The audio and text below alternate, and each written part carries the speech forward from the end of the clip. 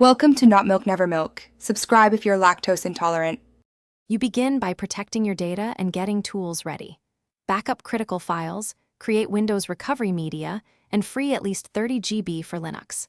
Once done, download the Linux ISO you prefer and write it to a USB stick with Rufus or Baelna Etcher. Make sure to verify the ISO checksum. You'll also enable BIOS/UEFI access and know how to change boot order. These immediate steps let you jump straight into installing without losing Windows. You boot the USB in UEFI mode and pick the live environment or installer.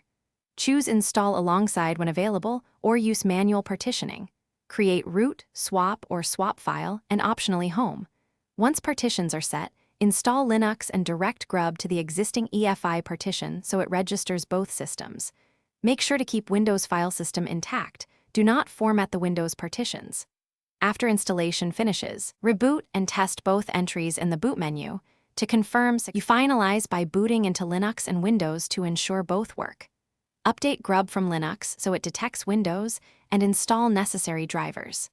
If Windows does not appear, use the Windows recovery media to run startup repair. It can restore the Windows bootloader but may remove grub. If grub disappears, boot the live USB and run grub install or use boot repair to restore the boot menu. One key troubleshooting tip: keep recovery media for both systems handy.